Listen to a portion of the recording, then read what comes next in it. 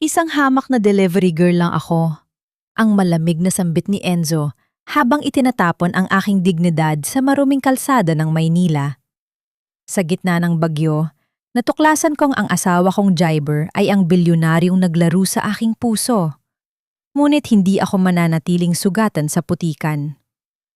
Sisiguraduhin kong sa aking pagbangon, ang inyong marangyang mundo ang mayayanig.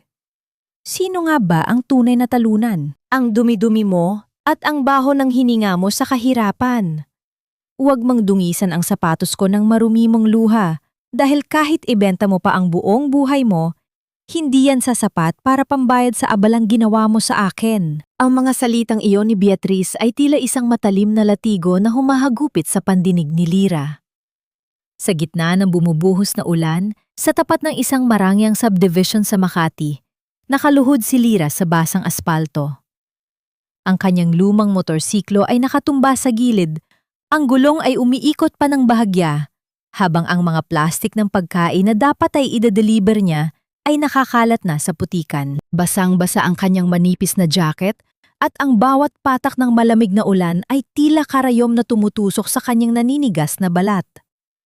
Hawak ni Lyra ang dulo ng mamahaling bestido ni Beatrice, ang babaeng lulan ng kulay abong sasakyan na tumalsik ng maruming tubig sa kanya kanina. Hindi humihingi ng tawad si Lyra para sa kanyang sarili. Humihingi siya ng kaunting habag dahil sa nangyari sa kanyang huling hantungan ng pag-asa para sa araw na iyon. "Ma'am, parang awa niyo na po." Pakiusap ni Lyra. Ang kanyang boses ay nanginginig, hindi lang dahil sa ginaw, kundi dahil sa takot. "Kailangan ko lang po ng pambayad sa ospital ng nanay ko. Siningil po ako sa nasirang order dahil sa pantilamsik ng sasakyan niyo. Wala na po akong matitira para sa gamot niya." Ngunit sa halip na awa, isang mapait ng ngisi ang sumilay sa mga labi ni Beatrice. Itinaas nito ang kanyang paa na suot ang isang itim na high heels at walang kaabog-abog na itinapak ito sa nanginginig na kamay ni Lyra na nakasayad sa kalsada. Idiniin niya ito ng dahan-dahan. Ninanamnam ang bawat ungol ng sakit na pilit itinatago ng dalaga. "Ang mga katulad mo ay hindi dapat humihingi ng habag. Dapat kayong tinatapon sa basurahan kung saan kayo nanggaling," sabi ni Beatrice bago marahas na binawi ang kanyang paa. Dahilan upang mapasubsob si Lyra sa putikan. Kasabay ng pag-alis ng marangyang sasakyan, tumunog ang luma at basag na cellphone sa bulsa ni Lyra.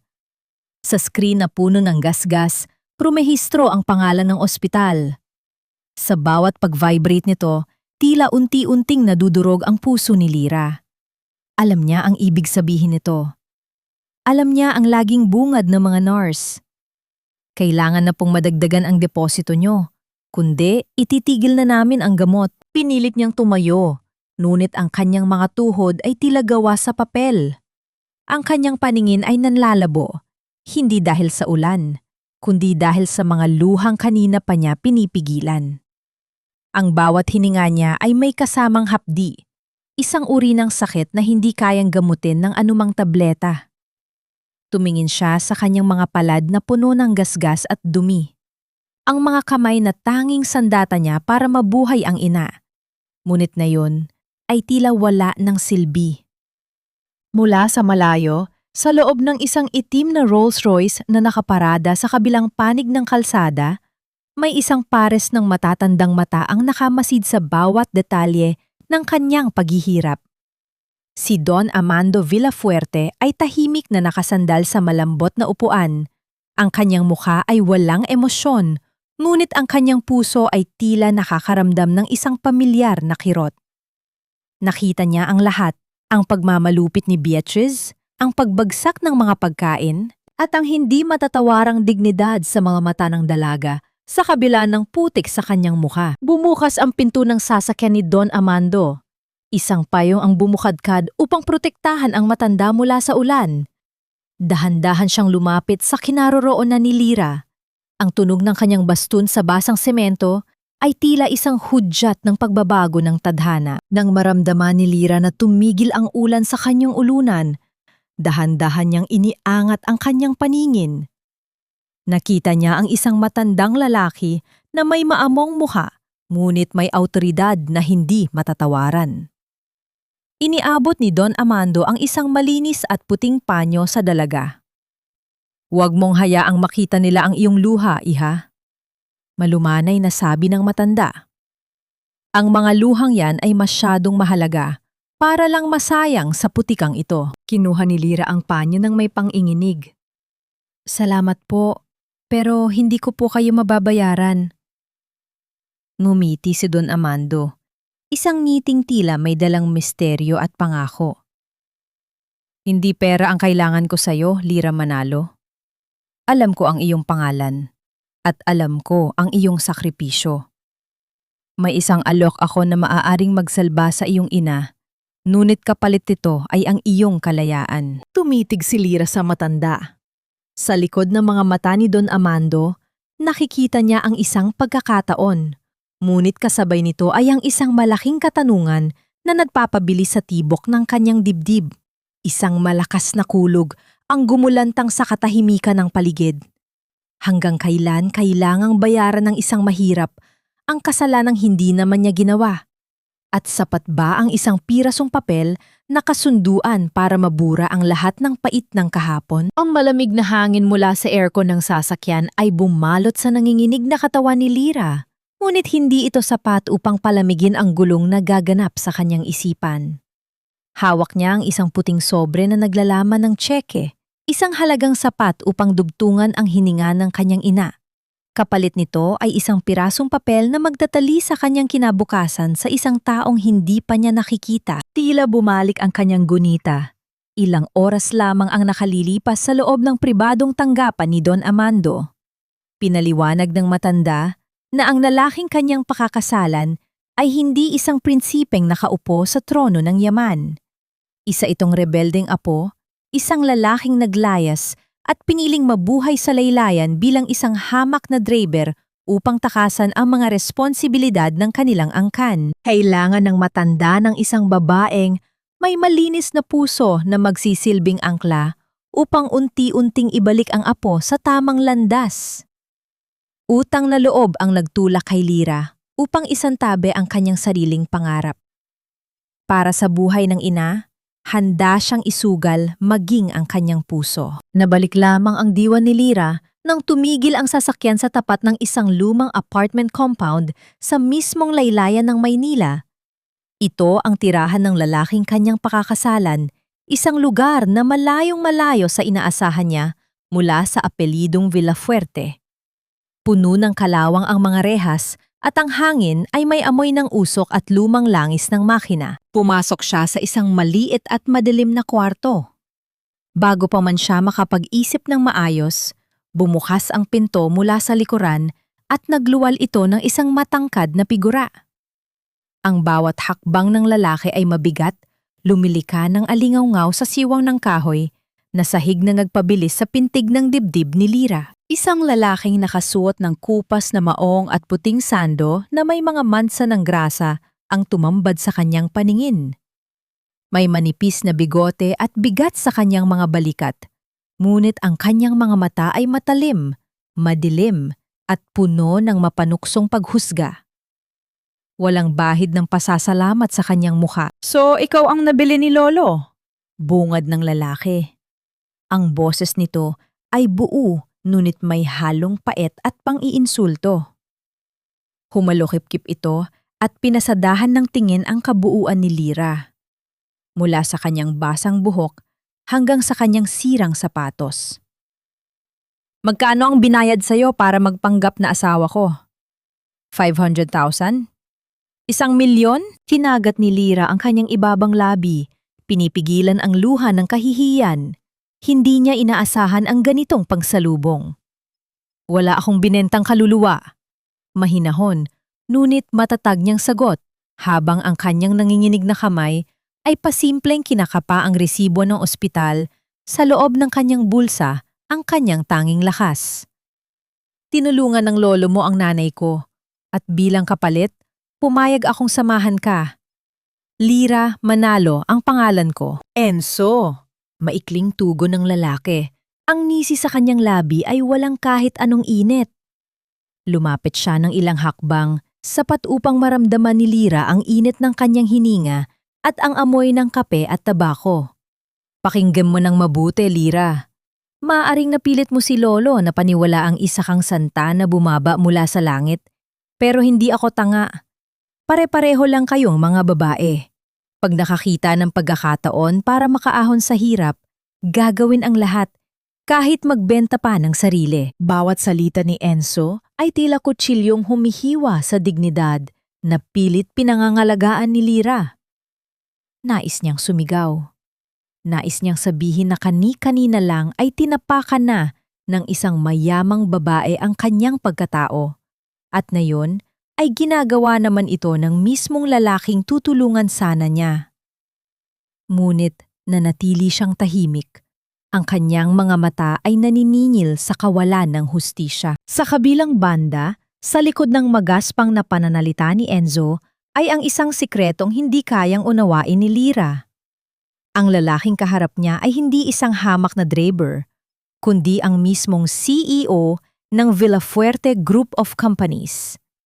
Isang bilyonaryong napapanggap na dukha upang subukan ang katapatan ng babaeng ipinilit ng kanyang lolo. Tumatak sa isip ni Enzo ang pait ng nakaraan. Ang kanyang ina ay namatay nang dahil sa isang taong mukhang inosente, ngunit gahaman sa pera. Hindi niya hahayaang mangyari iyon sa kanya. Tumalikod si Enzo at lumapit sa maliit na bintana. Pinagmamasdan ang madilim na kalangitan. Hinayaan niyang balutin sila ng nakakabinging katahimikan. Sa kanyang isipan, isang malagim na pangako ang kanyang binuo. Maaaring naitali sila sa isang papel, ngunit sisiguraduhin niyang bawat araw na magkasama sila ay magiging isang pagsubok. Tiningan niya muli si Lyra mula sa refleksyon ng salamin. Hanggang kailan mo kaya magpanggap na anghel, Lyra, bago lumabas ang tunay mong kulay dahil sa hirap na ipaparanas ko sa iyo? Ang manipis na sinag ng araw na sumilip mula sa siwang ng sirang bintana ay nagbigay ilaw sa masikip na apartment.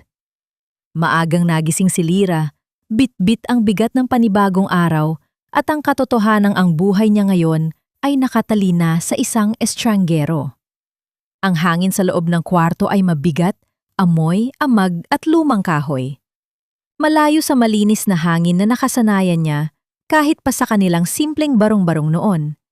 Ngunit wala siyang karapatang magreklamo. Ang bawat paghinga niya sa lugar na ito ay katumbas ng bawat araw na nadudugtungan ang buhay ng kanyang ina sa ospital. Nagsimumila siyang maglinis.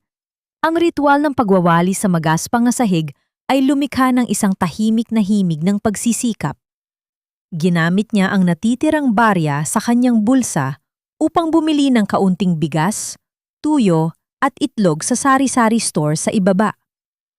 Ang paglapat ng isda sa kumukulong mantika sa lumang kawali ay pumuno sa maliit na kusina ng pamilyar na amoy ng kahirapan, isang amoy na nagpapaalala sa kanya na kailangan niyang magpakatatag. Mula sa maliit na kwarto, lumabas si Enzo. Gulo-gulo ang buhok nito, suot pa rin ang gusot na sando mula kagabi. Huminto ito sa harap ng maliit na hapagkainan, tiningnan ang nakahaing pagkain ng may halong pandidire. Sa totoo lang, ang sikmura ni Enzo ay nagugutom at ang amoy ng tuyo ay nagpaalala sa kanya ng mga umaga noong bata pa siya bago naging magulo ang lahat sa kanilang pamilya. Ngunit kailangan niyang panindigan ang kanyang laro. Kailangan niyang baliin ang pagpapanggap ng babaeng ito. Ano ito? Malamig at puno ng pagkasuklam na tanong ni Enzo. Ito bang ipapakain mo sa akin pagkatapos mo makakuha ng pabor kay Lolo?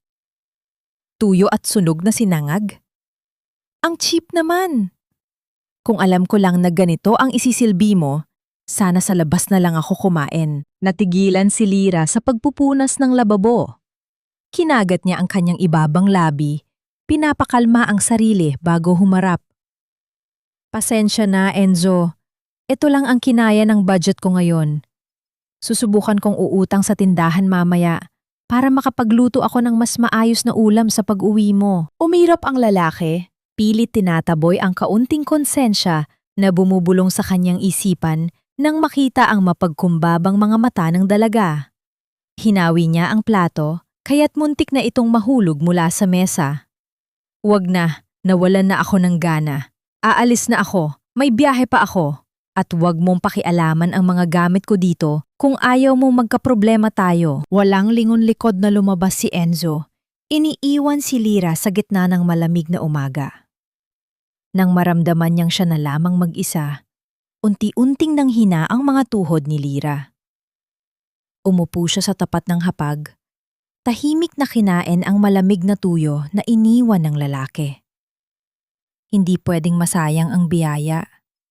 Sa bawat paglunok niya ng tuyong kanin, pinapaalalahanan niya ang sarili na ang lahat ng pagtitiis na ito ay para sa kanyang ina. Matapos makapagligpit, napansin niya ang naiwang lumang jacket ni Enzo na nakasampay sa sandalan ng upuan. Sa halip na magalit sa kawalan ng modo ng lalaki, dahan-dahan niya itong kinuha. Pinagpaga niya ito at maayos na tiniklop. Habang hinahaplos ang mga gulanit na tahi sa balikat ng damit, naramdaman niya ang isang kurot ng shimpanya. Siguro kaya ganito kasama ang ugali ni Enzo ay dahil sa hirap ng buhay.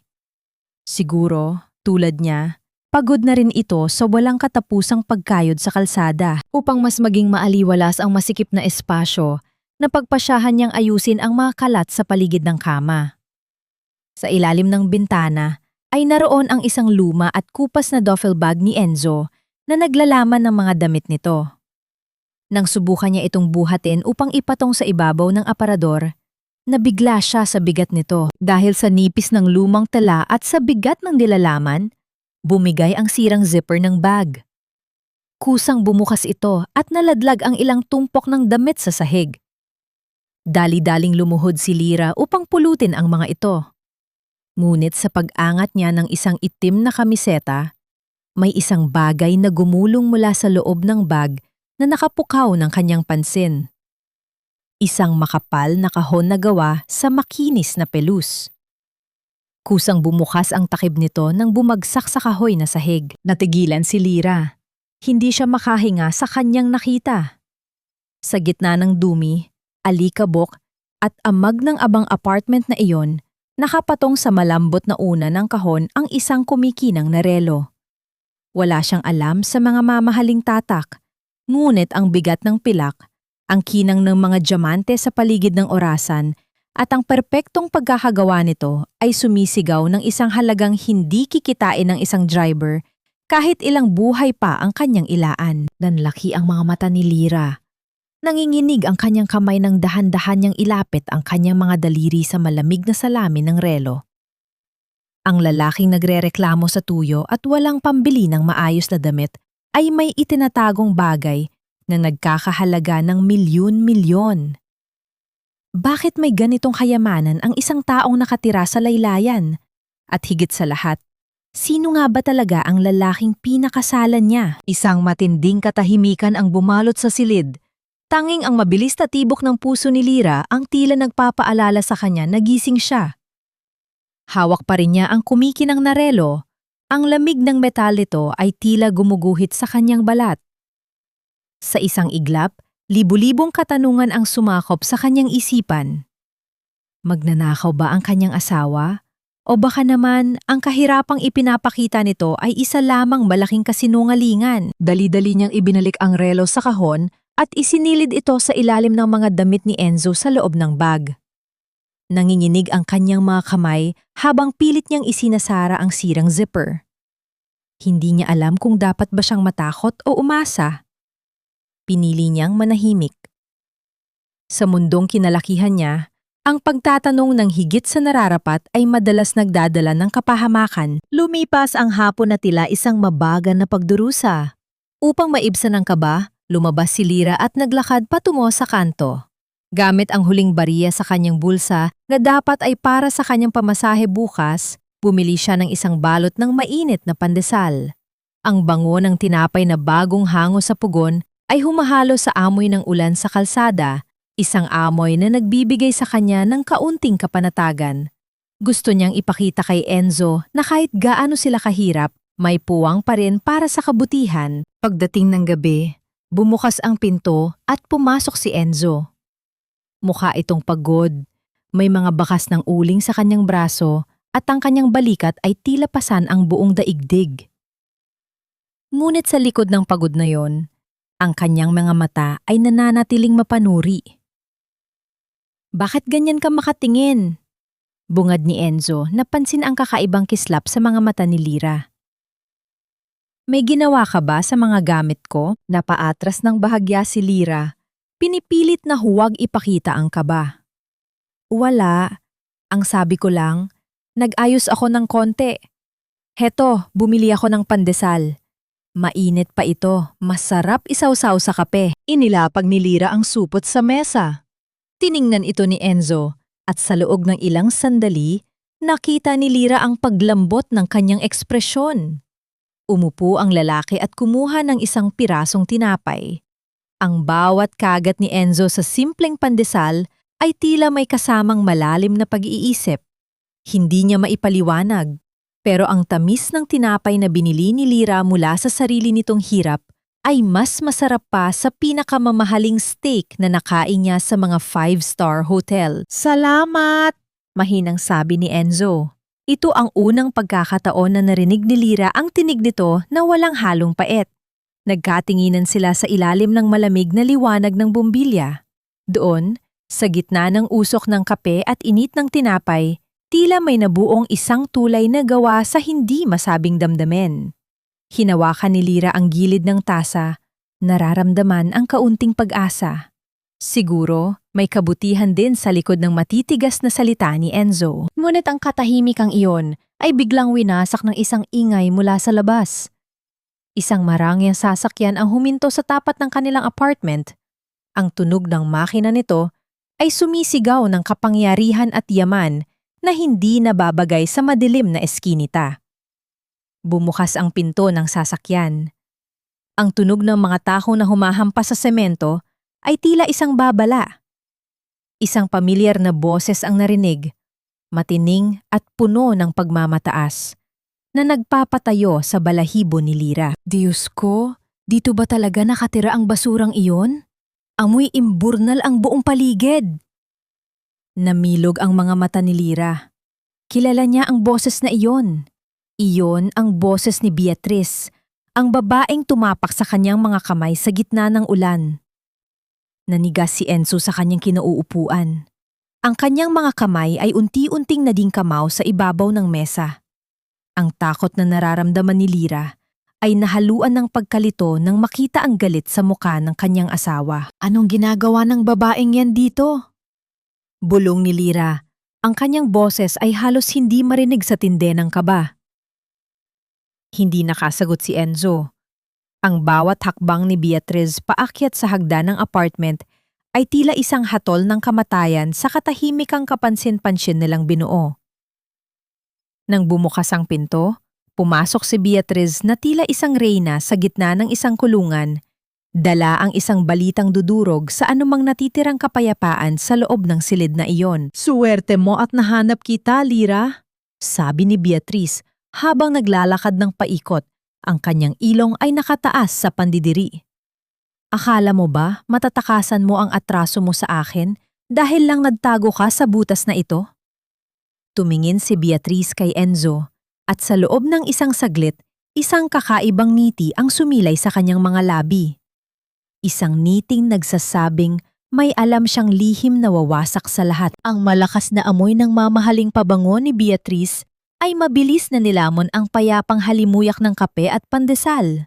Nakatayo ito sa gitna ng maliit nilang sala, ang mapanghusgang paningin ay nililibot ang bawat sulok ng maralitang tirahan bago ito huminto sa mukha ni Lyra. Ang bawat salita na lumalabas sa bibig nito ay may kalakip na lason na handang pumatay ng anumang natitirang dignidad. Grabe, hindi ko lubos maisip na ganito pala talaga kabaho ang buhay mo, Lyra. Mapanuyang sambit ni Beatrice, ang kanyang mga mata ay nanliliit sa pandidiri habang iniiwasan ang pagdikit ng kanyang damit sa lumang sofa. Kahit anong pilit mong magmukhang malinis, amoy estero pa rin ang pagkatao mo. Akala mo siguro nakatakas ka na dahil nagpakasal ka sa isang kung sino man niyang hampas lupang nakaupo dyan. Napalingon si Lyra kay Enzo. Inaasahan niyang ipagtatanggol siya nito o kahit man lang ay itaboy ang aroganteng bisita. Ngunit nakayuko lamang si Enzo. Ang kanyang mga kamao ay nakakuyom sa ibabaw ng mesa. Ang kanyang katahimikan ay tila isang mabigat na batong dumagan sa dibdib ni Lyra. Hindi niya alam na pilit lamang kinokontrol ni Enzo ang kanyang sarili.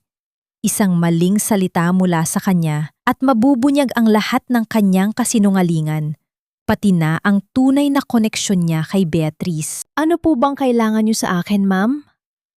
Tanong ni Lyra. Ang kanyang boses ay nang-inginig, ngunit may bakas ng pilit na katapangan. Nakikiusap po ako. Umalis na kayo. Wala po akong atraso sa inyo. Isang malakas at mapaklang tawa ang pinakawalan ni Beatrice. Lumapit ito kay Lyra ng dahan-dahan. Ang bawat hakbang ay tila paglapit ng isang mandaragit sa kanyang biktima. Walang atraso. Ang kapal ng mukha mo. Sigaw ni Beatrice, ang kanyang ngiti ay napalitan ng pot. Alam mo ba na dahil sa pagiging epal mo doon sa kalsada, natapunan ng kape ang sapatos ko?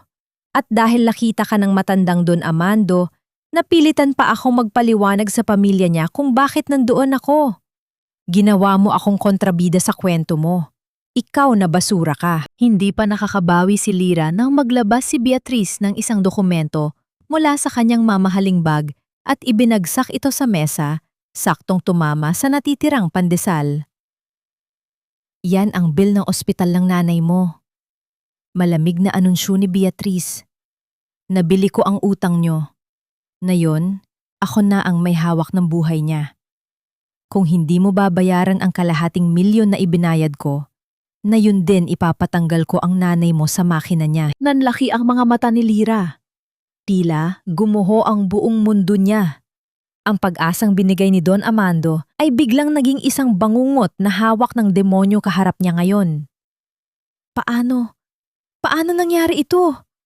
Wala po akong ganyang halaga. Parang awa niyo na, huwag niyo pong gawin ito sa nanay ko. Muling lumuhod si Lyra. Eksakto sa paraang ginawa niya sa ilalim ng ulan. Ngunit sa pagkakataong ito, hindi niya iniluluha ang sarili, kundi ang buhay ng taong pinakamamahal niya. Nakita niya ang pag-iiwi ni Enzo. Ngunit ang lalaki ay nanatiling tahimik. Isang pipi sa gitna ng kanyang pagdurusa. May solusyon naman, Lyra. Malambing, ngunit nakakakilabot na tugon ni Beatrice. Hinawakan nito ang baba ng nakaluhod na dalaga at pilit itong iniangat. Kailangan ng pamilya Villafuerte ng bagong tagapaglinis sa kanilang mansyon. At gusto kong ikaw ang gumawa noon. Magtatrabaho ka para sa akin. Susunod ka sa lahat ng iuutos ko at kapalit nito, patuloy na hihinga ang nanay mo. Wala nang pagpipilian si Lyra. Tumanggos siya ng paulit-ulit, tinatanggap ang parusang hindi niya nararapat danasin. Sa kabilang banda, hindi na makatiis si Enzo. Ang pagkukuyom ng kanyang kamao ay umabot na sa hangganan. Tumayo siya upang magsalita, upang tapusin ang kabaliwang ito at iligtas ang babaeng nasa harap niya. Ngunit bago pa siya makapagsalita, binalingan siya ni Beatrice. At ikaw? Wika ni Beatrice kay Enzo na may kasamang lihim na mensahe sa pamamagitan ng kanyang mga mata. Siguraduhin mong dadalhin mo ang asawa mo sa mansyon bukas ng maaga. Kung hindi, alam niyo na pareho kung anong mangyayari. Tuluyang umalis si Beatrice. Iniiwan ng apartment na puno ng pait at kawalan ng pag-asa. Dahan-dahang tumayo si Lyra. Hindi siya umiiyak. Ngunit ang kanyang mga mata ay tila namatay. Kinuha niya ang gusot na pandesal at tahimik itong inilagay sa basurahan. Hindi niya kailangan ng habag mula kay Enzo. Ngunit ang sakit na nararamdaman niya sa pagiging mag-isa at kawalan ng kakampi ay mas malalim kaysa sa anumang sugat. Ang pagsisimula ng kanyang buhay sa mansyon ng mga Villafuerte ay hindi isang trabaho. Ito ay pagpasok sa mismong pintuan ng impyerno. Ang malalaking tarangkahan na gawa sa bakalang mansyon ng mga Villafuerte ay tila mga panga ng halimaw na handang lumamon kay Lira. Sa bawat paghakbang niya papasok sa malawak at napakagarbong paligid, pakiramdam niya ay lalong lumiliit ang kanyang halaga. Nakasuot siya ng uniforme ng kasambahay na sadyang binigay ni Beatrice, isang kasuotang manipis at halatang pinili upang iparamdam sa kanya ang kanyang abang kalagayan. Hindi nag-aksaya ng panahon si Beatrice upang iparanas ang impyerno kay Lira. Sa gitna ng malawak na sala na kumikinang sa kintab ng marmol, sinasadya nitong ibuhos ang laman ng kanyang tasa ng kape sa sahig. Tinitigan ni Beatrice si Lira mula ulo hanggang paa. Ang mga mata nito ay nag-uumapaw sa kalupitan. Inutusan niya ang dalagang lumuhod at punasan ang bawat patak gamit lamang ang isang maliit at manipis na basahan. Ginawa ito ni Lira ng walang salita. Kinakagat ang kanyang ibabang labi upang pigilan ang pag-iyak habang nililinis ang dumi sa ilalim ng mamahaling sapatos ng nagmamaltrato sa kanya. Mula sa labas ng malaking salaming bintana, patungo sa harden, nakatayo si Enzo. Suot pa rin niya ang kupas na uniforme ng Draper, nakamasid sa bawat pagluhod at panginginig ng mga balikat ni Lira. Ang bawat pagmamalupit ni Beatrice sa dalaga ay tila pagtusok ng libu-libong patalim sa kanyang sariling dibdib. Gusto niyang pumasok, gusto niyang sumigaw at ipamukha kay Beatrice na ang babaeng inaapi nito ay ang legal na asawa ng tagapagmana ng buong kayamanan ng pamilya. Ngunit hindi siya makagalaw. Pinigilan siya ng sarili niyang mga plano at ng takot na baka ang pananatili ni Lira ay dahil lamang talaga sa utang nito at hindi dahil may halaga siya bilang isang tao. Ang bigat ng kanyang maskara ay unti-unti nang sumasakal sa kanyang kaluluwa. Nang sumapit ang hapon, sa madilim at mainit na sulok ng laundry area, panandaliang huminto si Lira mula sa walang tigil na paglalaban ng mga kumot. Tiningnan niya ang kanyang mga kamay. Namumula ang mga ito, nagbabalat at mahapdi dahil sa tapang ng sabon at chemical na kanyang ginamit. Dumukot siya sa kanyang bulsa at inilabas ang isang lukot na litrato ng kanyang ina. Isang malalim at tahimik na buntong hininga ang kanyang pinakawalan.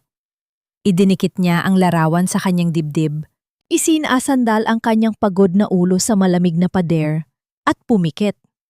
Ang munting larawang iyon, ang tanging nagbibigay ng init sa malamig na mundong kanyang pinasok. Kinagabihan, binalot ng madilim na ulap ang kalangitan. Inutusan si Lira na ilabas ang mabibigat na sako ng basura patungo sa likurang bahagi ng mansyon. Hinihingal at namamanhid na ang kanyang mga braso nang marating niya ang madilim na eskinita malapit sa garahe. Akmang babalik na sana siya nang makita niya ang isang pamilya na bulto ng lalaki na nakatayo sa ilalim ng post ng ilaw. Si Enzo. Ngunit may kakaiba sa kanya.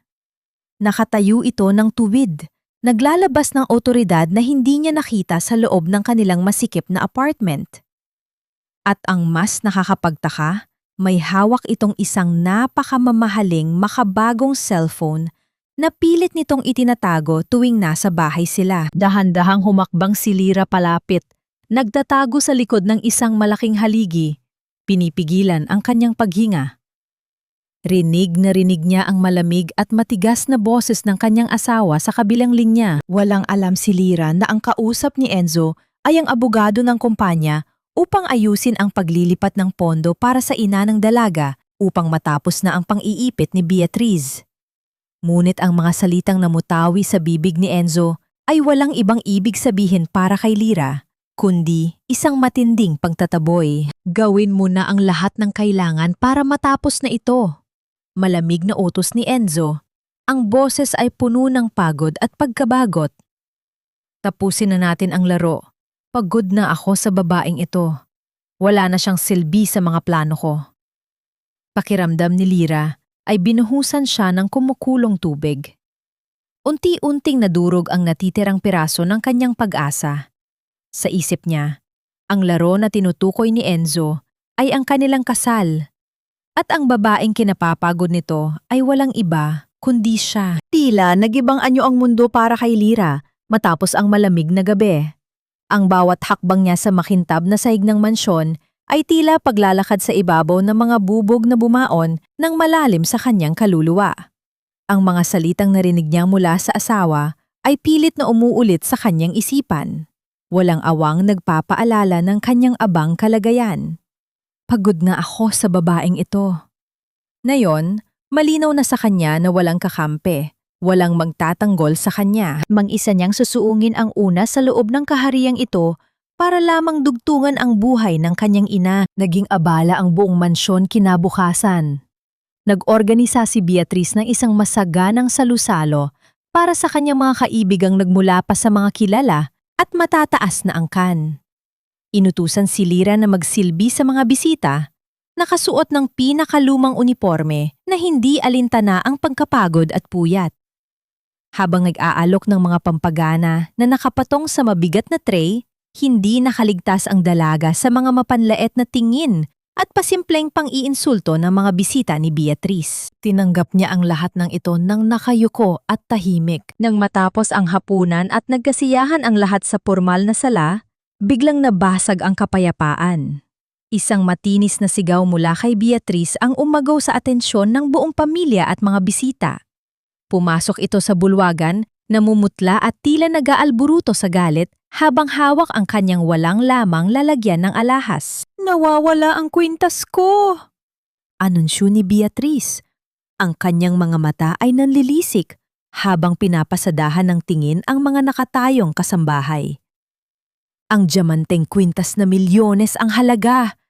May magnanakaw sa pamamahay na ito. Mabilis na nagkagulo ang mga tao. Iniutos agad ni Beatrice sa punong mayordoma na ipunin ang lahat ng mga naglilingkod sa gitna ng sala.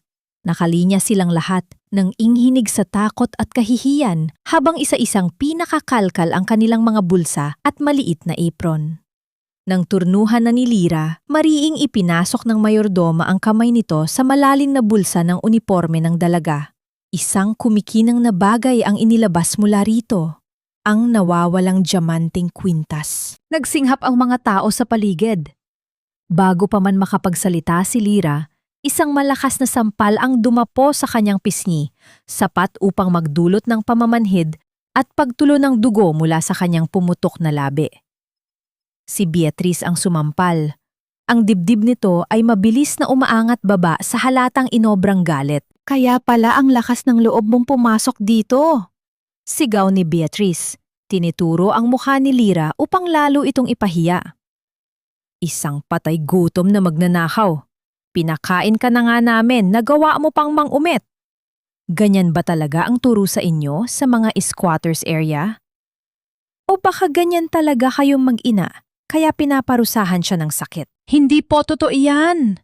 Umiiyak na depensa ni Lira. Ang kanyang mga tuhod ay nanghihina. Ngunit pilit siyang nananatiling nakatayo. Wala po akong kinukuha. Hindi ko po alam kung paano napunta sa bulsa ko yan.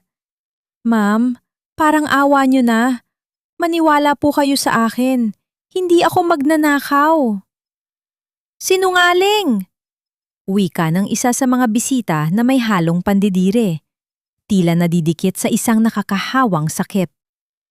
Nakita mismo sa bulsa mo. Magpapalusot ka pa. Sa gitna ng kaguluhan at pagmamakaawa, bumukas ang malaking pintuan at pumasok si Enzo. Kababalik lamang nito mula sa maghapong pagmamaneho kunwari.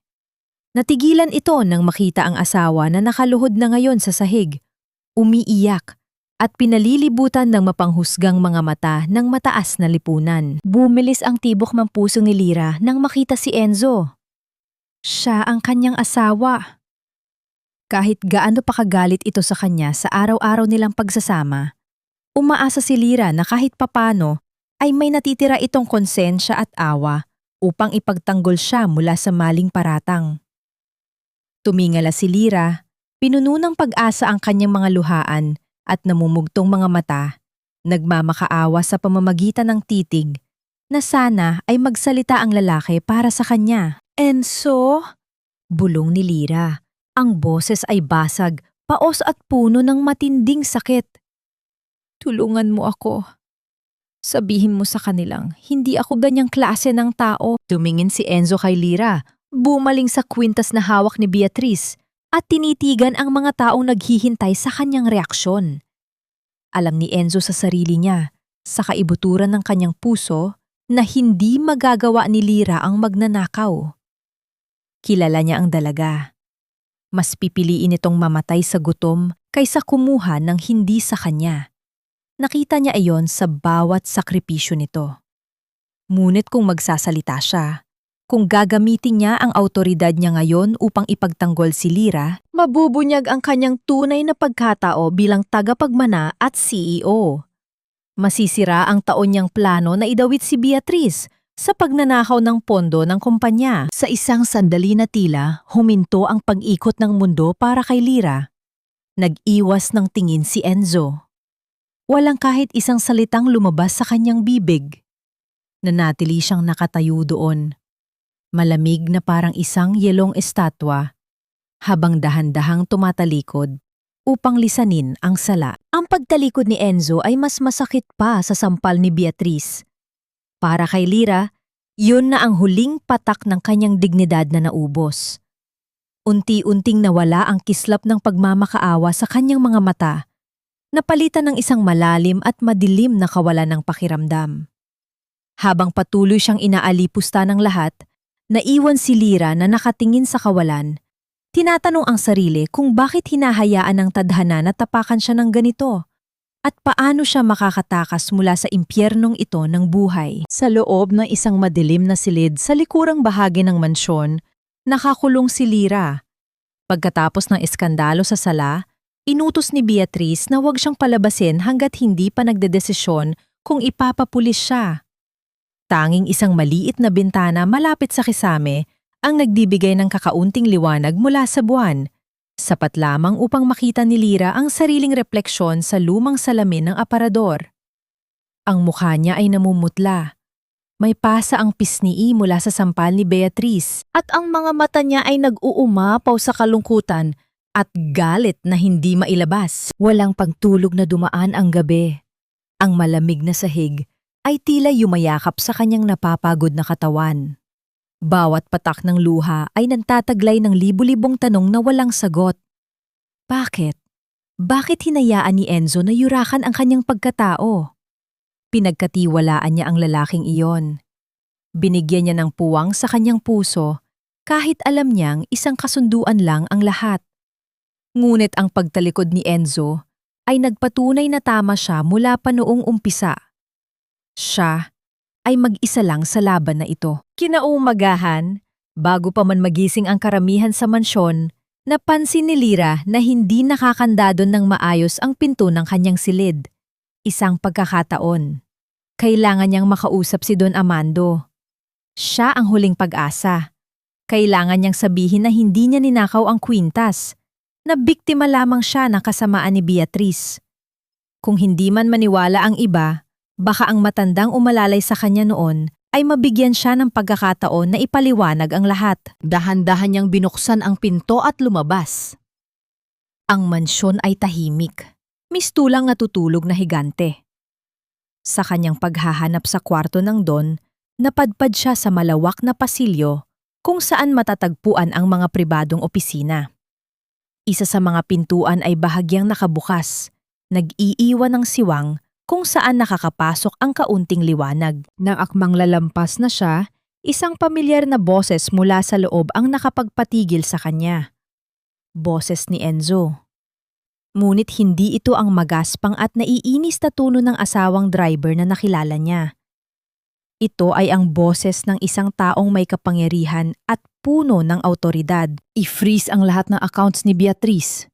Malamig na utos ni Enzo. Ang mga salita nito ay matalim at kalkulado.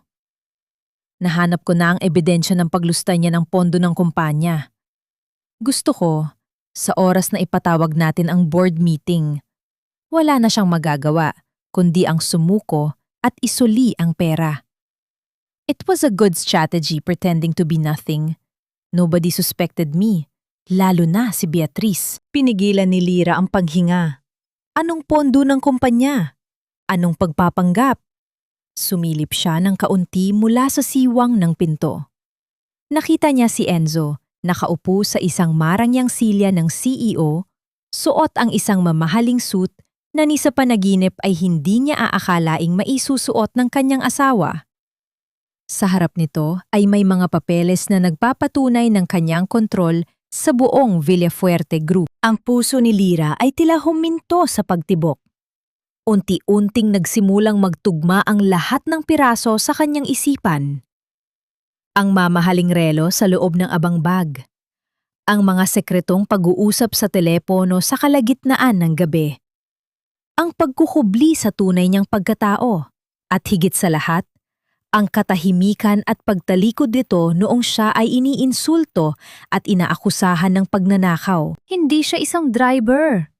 Siya ay si Lorenzo Villafuerte, ang nawawalang tagapagmana at totoong may-ari ng lahat ng kayamanan na ginagamit ngayon ni Beatriz. Isang matinding kirot, hindi dahil sa sampal o pambubugbog, kundi isang sugat na bumitak mismo sa kanyang kaluluwa ang nararamdaman ngayon ni Lira. Nilaro lamang siya. Ginamit siya ni Enzo bilang panangga, bilang isang kasangkapan sa kanyang grandiosong plano upang pabagsakin si Beatriz, habang siya ay iniiwang nasusunog at nagdurusa sa apoy ng pang-aabuso at maling paratang. Walang nagawa si Lira, kundi ang umatras. Humakbang siya palayo sa pintuang, iyon na tila naglalakad palayo sa isang kasinungalingan. Sa bawat hakbang, naramdaman niya ang pagkagiba ng anumang pag-asa o pagmamahal na nabuo niya para sa lalaki. Pumasok siya sa pinakamalapit na banyo upang magtago. Habang nakaharap sa salamin, tiningnan niya ang kanyang muka. Walang palamuti, puno ng dumi, pagod at pasa. Siya ay isang hamak na delivery girl na nangarap lamang mabuhay ng marangal para sa kanyang ina. Siya ay ginawang isang bayarang asawa at ngayon, isang tau-tauhan sa laro ng mayayaman. Isang napakapait ng ngiti ang sumilay sa kanyang labi habang patuloy na tumutulo ang mga luha.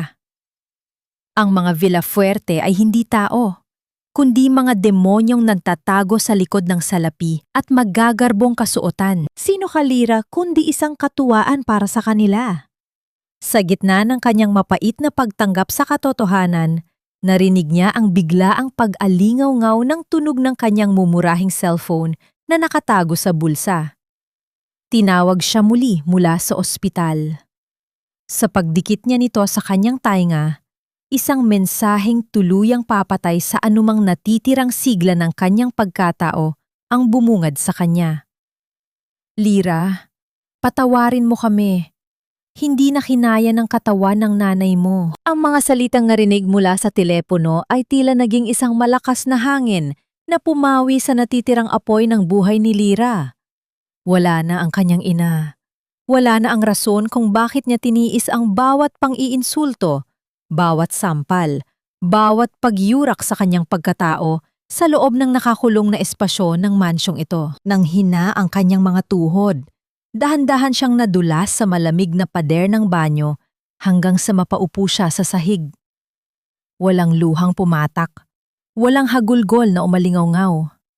Ang sakit na naramdaman niya ay sumobra na sa hangganan ng kayang ilabas ng paniyak. Ito ay isang uri ng kalungkutang tila bumasag sa buong sistema ng kanyang pagkatao. Isang kawalan na hindi na kayang punuan ng anumang salita o kapatawaran. Saan ba siya nagkamali? Nagtrabaho naman siya ng marangal. Inuna niya ang pamilya bago ang sarili. Nang ialok ang kasunduan, pumayag siya hindi para magkamal ng yaman, kundi para makasama pa ng matagal ang kanyang ina. At para saan ang lahat ng sakripisyong iyon? Upang gawing tau-tauhan sa laro ng magtiyuhin na nag-aagawan sa pera at kapangyarihan. Unti-unting tumayo si Lira.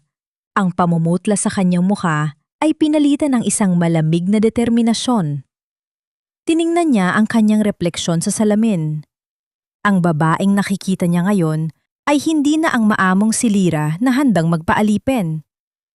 Pinatay na ng pamilya Villafuerte at ni Enzo ang babaeng iyon. Habang naglalakad pabalik sa madilim na kwarto na ginawang kulungan para sa kanya, may isang ideya na unti-unting nabubuo sa kanyang isipan. Hindi siya magsusumbong, hindi siya iiyak sa harap ni Enzo o magmamakaawa kay Don Amando. Ang manatili rito at hintayin ang kanilang awa ay katumbas na ng pagpatay niya sa natitirang respeto sa sarili. Kailangan niyang umalis. At aalis siya ng walang iniiwan, walang bitbit na bakas mula sa kanila. Pumasok siya sa kwarto. Mula sa kanyang bulsa, kinuha niya ang lukot na litrato ng kanyang ina na kanina pa nakadikit malapit sa kanyang puso. Ito lamang ang kaisa-isang bagay na dadalhin niya.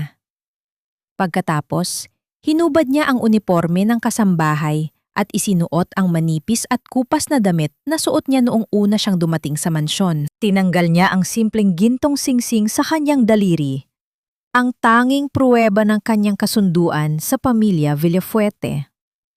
Ang singsing na ito, na nagsilbing posas ng kanyang kalayaan, ay ibinagsak niya sa ibabaw ng maliit na mesa.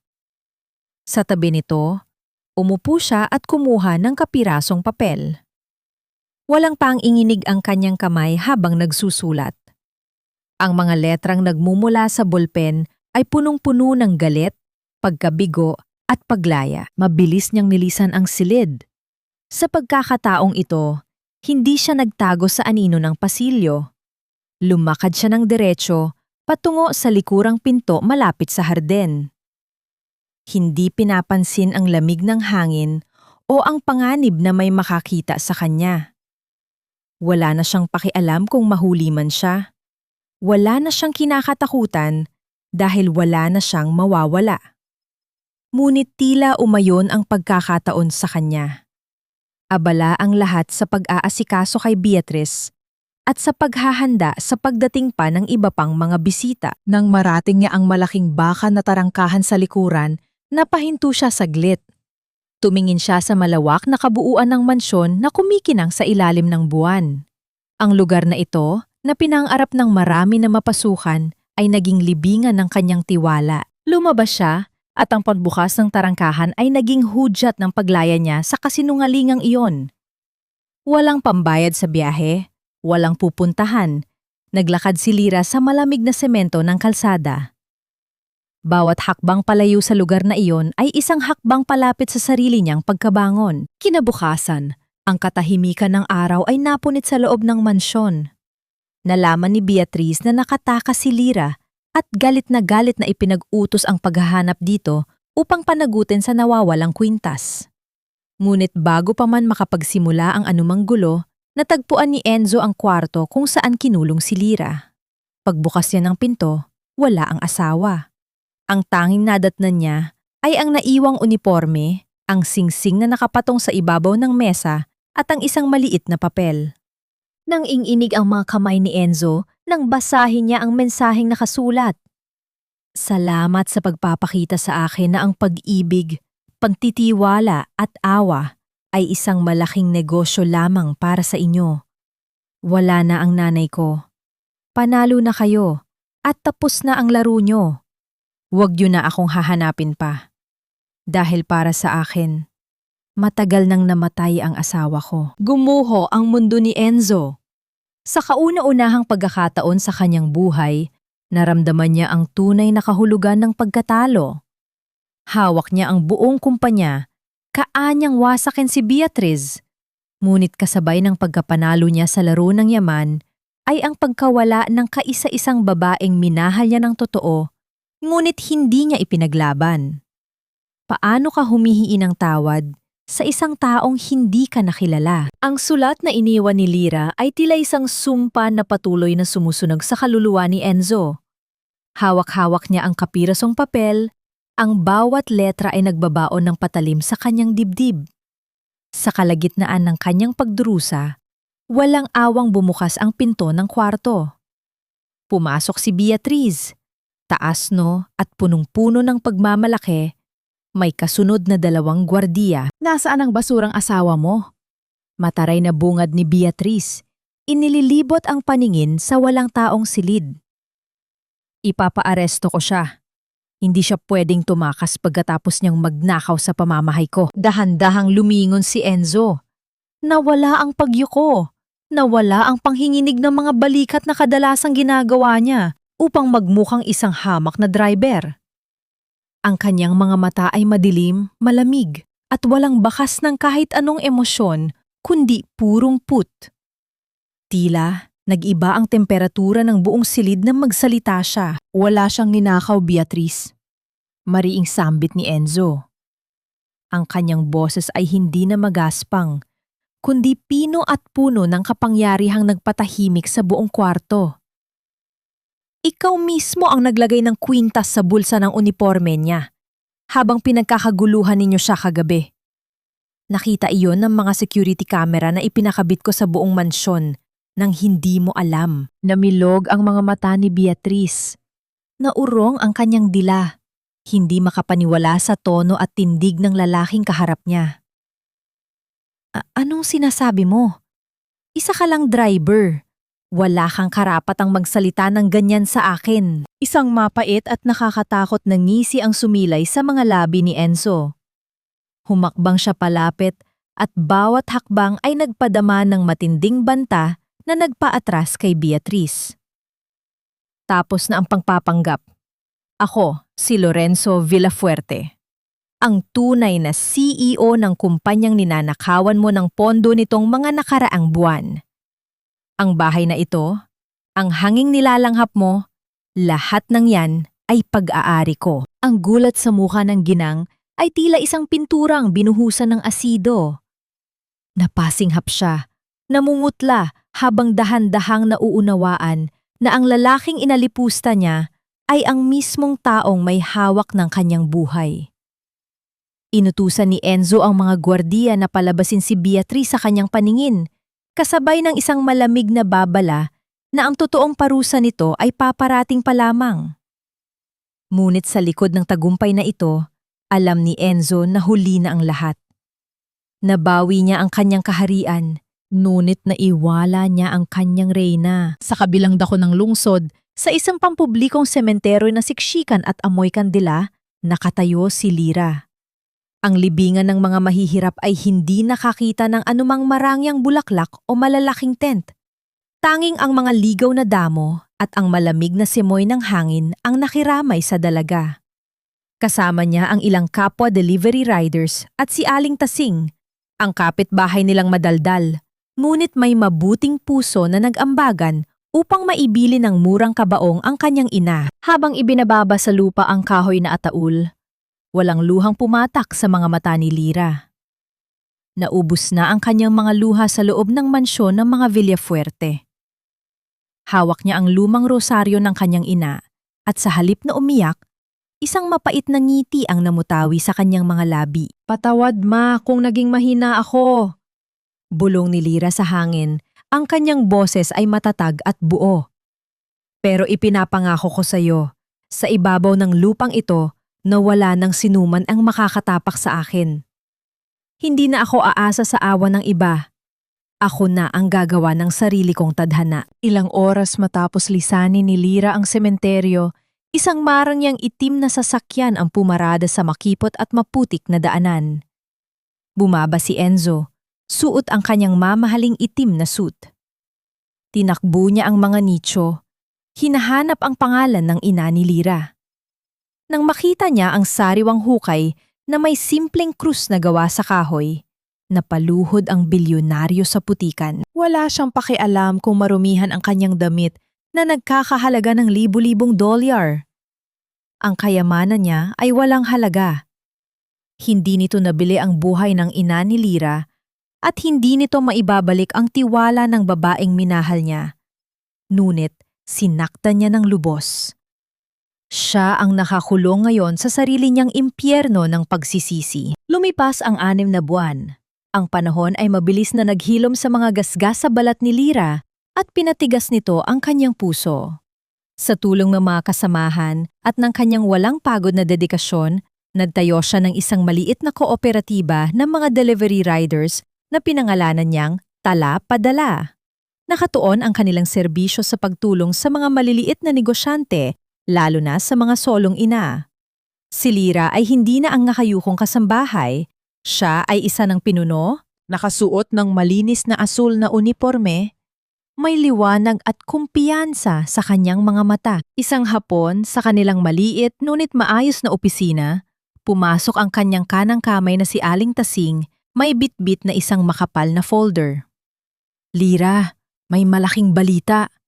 Hinihingal ngunit nakangiting ulat ng matanda. May isang napakalaking kumpanya na gustong mag-invest sa atin. Bibilhin daw nila ang ilang porsyento ng kooperatiba natin at bibigyan tayo ng mga bagong truck. Napakunot ang noo ni Lira. Ang kanyang maliit na negosyo ay nagsisimula pa lamang makilala.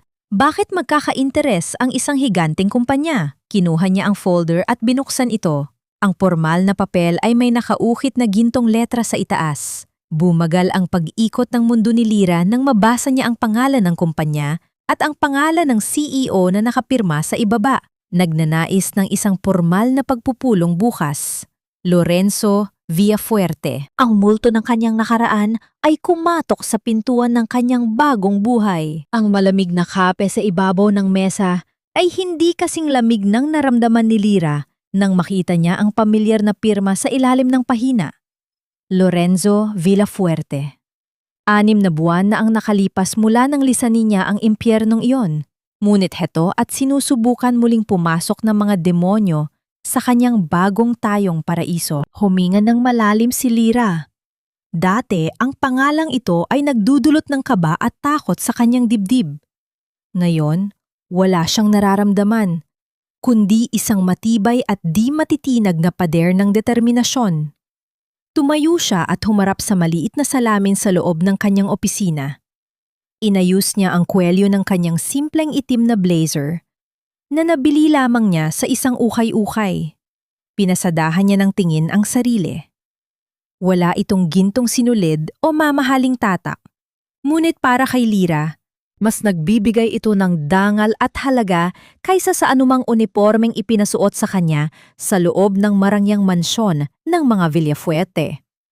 Hindi na siya tatakbo. Haharapin niya ito, ang pagparada ng isang makintab na itim na sasakyan sa labas ng maliit na opisina ng tala-padala ay umagaw sa atensyon ng lahat ng mga tauhan.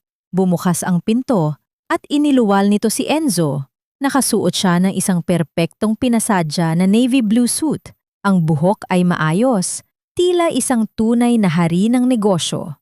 Ngunit sa likod ng magarbong panlabas na yon, ang kanyang mga mata ay puyat, pagod, at nag-uumapaw sa pangungulila.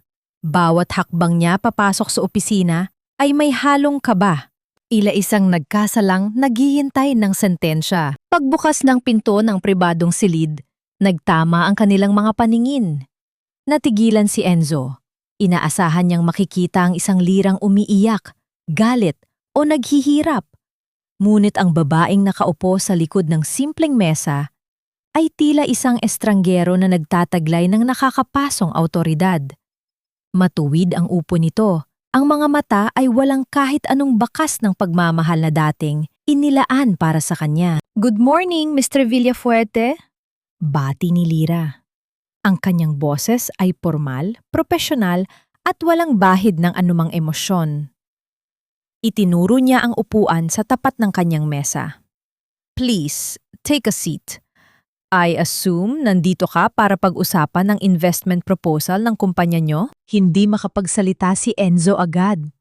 Ang lamig ng pakikitungo ni Lira ay tila isang kutsilyo na dahan-dahang hinihiwa ang kanyang lalamunan.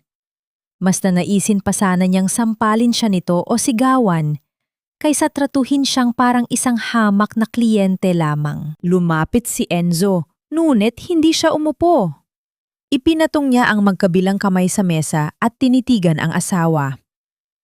"Lira, hindi ako nandito para sa negosyo. Alam mong hindi pera ang ipinunta ko rito. Nandito ako para sa'yo. Gusto kitang makita. Patawarin mo ako, please. Mag-usap tayo ng maayos." Tiningnan lamang ni Lira ang mga kamay ni Enzo sa ibabaw ng mesa bago dahan-dahang iniangat ang kanyang paningin upang salubungin ang nagmamakaawang mga mata nito. Nandito ka sa loob ng opisina ko, Mr. Villafuerte. Kalmadong tugon ni Lira. Pinagsalikop ang kanyang mga daliri sa ibabaw ng kontrata. Kung wala kang kinalaman sa negosyo, hinihiling kong umalis ka na. Marami pa akong dapat asikasuhin para sa mga taong umaasa sa kumpanyang ito. Huwag mo namang gawin ito, Lira. Basag ang boses na pakiusap ni Enzo. Ang bilyonaryong kinatatakutan ng marami sa boardroom ay nakayuko ngayon sa harap ng isang babaeng nagmula sa laylayan. Alam kong nagkamali ako. Naging duwag ako. Ginamit kita para pabagsakin si Beatrice. At pinagsisihan ko yon araw-araw mula nang mawala ka. I will give you anything. Gusto mo ba ng sariling kumpanya? Mansyon? Ibibigay ko sa'yo lahat. Bumalik ka lang sa akin. Isang mapaklang ngiti ang gumuhit sa mga labi ni Lira. Dahan-dahan niyang itinulak ang folder ng proposal pabalik kay Enzo. Sino ka para mag-alok ng ganyan sa akin? Malamig na tanong ni Lira. Ang bawat salita ay may dalang bigat ng nakaraang pagdurusa. Ikaw ba ang driver na walang ginawa kundi husgahan ang pagkatao ko at ipagkait sa akin ang kakarampot na respeto? O ikaw ang bilyonaryong nagtago sa likod ng kayamanan habang hinahayaan akong yurakan ng pamilya niya para sa sariling interes? Sino ka man sa dalawang yon, wala akong pakialam. Hindi mabibili ng pera mo ang dignidad ko at mas lalong, hindi mabibili ng pera mo ang buhay ng nanay ko. Tumayo si Lira, tanda ng pagtatapos ng kanilang usapan. Declined ang proposal mo. Hindi kailangan ng tala-padala ang maduming pera ng mga Villafuerte. Makakaalis ka na. Tila tinanggalan ng kaluluwa si Enzo. Wala na siyang laban. Tinanggap niya ang folder na iniabot ni Lira. Ang kaparusahang ginawad sa kanya ng tadhana ay higit pa sa anumang inaasahan niya. Ngunit bago siya tuluyang tumalikod, may isang puting sobreng kinuha si Enzo mula sa loob ng kanyang suit at dahan-dahan itong ipinatong sa mesa ni Lira. Tatanggapin ko ang galit mo. Mahinang sabi ni Enzo, hindi na magawang tumingin ng diretso sa mga mata ni Lira. Pero bago ako umalis, sana ay basahin mo yan. Galing yan kay Lolo Amando. Hindi ko alam ang laman, pero mahigpit ang bili niya na ibigay ko ito sa'yo sakaling magkita tayo. May kinalaman yan sa tunay na dahilan kung bakit ikaw ang pinili niyang maging asawa ko. Tuluyang umalis si Enzo, iniiwan ang opisina sa isang nakabibinging katahimikan. Unti-unting napatingin si Lira sa puting sobre. Nakatatak dito ang selyo ng personal na abogado ni Don Amando. Nang hawakan niya ito, naramdaman niya ang isang kakaibang kilabot. Ano ang isang lihim na itinago ng matanda sa likod ng pagkamatay ng kanyang ina? At bakit tila pakiramdam niya ay hindi pa tunay na tapos ang kanyang ugnayan sa sumpang pamilya ng mga Villafuerte? Ang puting sobre ay nanatiling nakapatong sa ibabaw ng mesa ni Lira hanggang sa lumalim ang gabi. Tila isa itong bomba na naghihintay na sumabog, naglalaman ng mga lihim na maaaring muling gumulo sa payapang mundong pinaghirapan niyang buin. Ilang beses nag-atubili ang kanyang mga kamay. Nais niyang punitin ito at itapon sa basurahan. Ayaw na niyang magkaroon ng anumang koneksyon sa mga Villafuerte. Ngunit ang paggalang niya sa yumaong ina na nabanggit sa huling habili ni Don Amando ang pumigil sa kanya. Sa huli, napabuntong hininga siya at isinilid ang sobre sa pinakailalim na drawer ng kanyang mesa bago inayos ang kanyang mga gamit upang umuwi. Sa labas, ang kalangitan ng Maynila ay muling umiyak.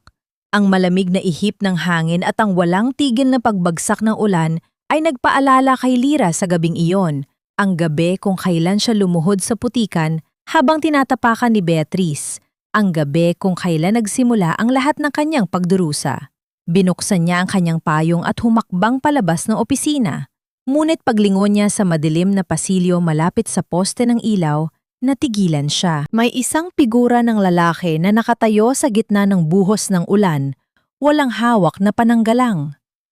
Wala na ang makintab na sapatos, wala na ang mamahaling suit. Nakasuot ito ng isang lumang maong, kupas na sando, at ang gulanit na jacket na madalas nitong gamitin noong nakatira pa sila sa maliit na apartment. Sa kanyang nanginginig na mga kamay, may hawak itong isang kayumangging supot ng papel na unti-unti nang nababasa at nasisira. Si Enzo.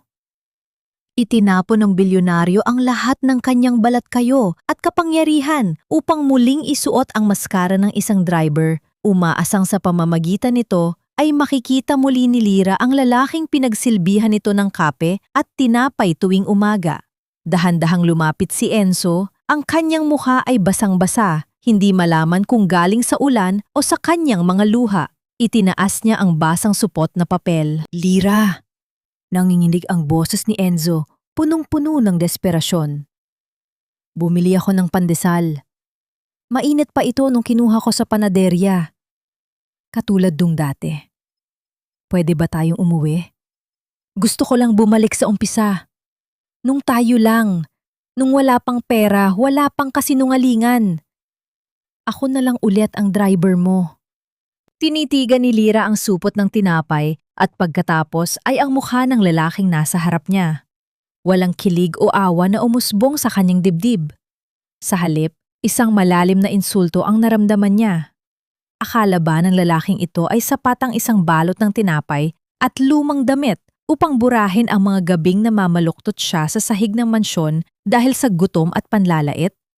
Akala ba nito ay ganun kadaling ibalik ang buhay ng kanyang ina? Umakbang si Lira palapit, ngunit nanatiling nakataas ang kanyang payong, hindi nagbibigay ng anumang silong para kay Enzo. Ang kanyang mga mata ay malamig na parang yelo. Tingin mo ba nakakatuwa ang ginagawa mong ito? Kalmadong tanong ni Lira, ngunit ang bawat salita ay may talim na humihiwas sa hangin.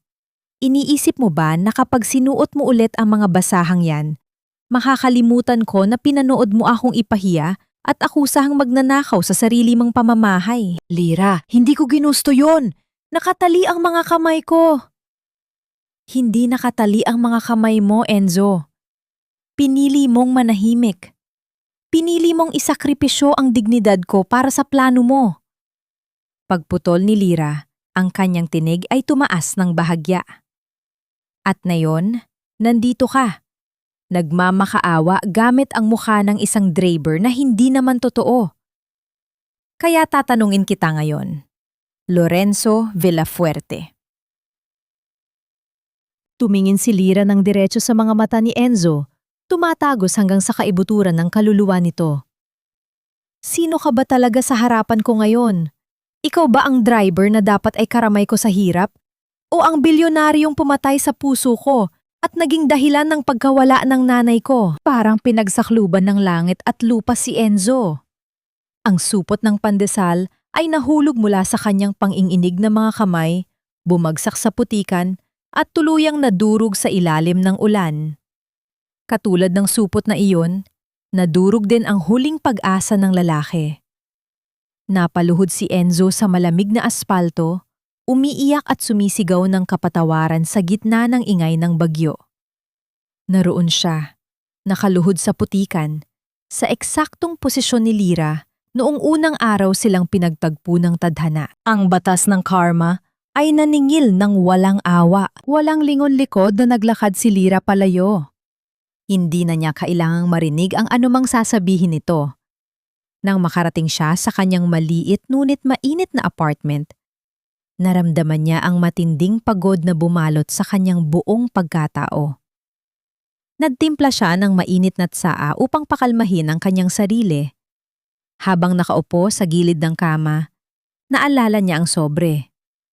Kinuha niya ito mula sa kanyang bag at tinitigan. Kung hindi makuha ni Enzo ang kanyang kapatawaran, marahil ay may kasagutan sa liham ng matandang Don.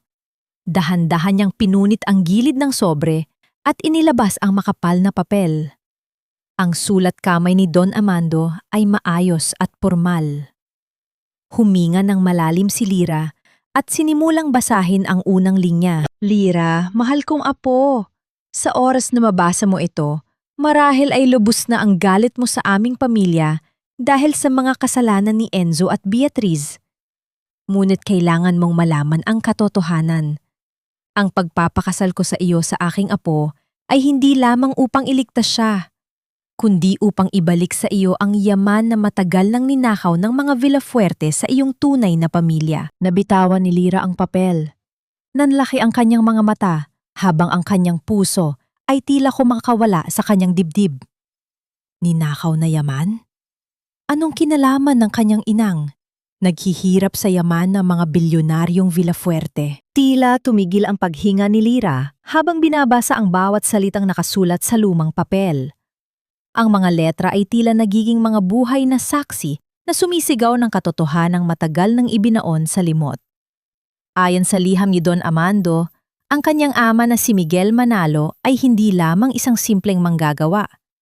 Siya ang otak at ang pundasyon ng lupain kung saan itinayo ang pinakamalaking subdivision ng mga Villafuerte. Ngunit ang pagtitiwala ng kanyang ama ay binalasubas ng ama ni Beatriz at ng iba pang sakim na miyembro ng angkan.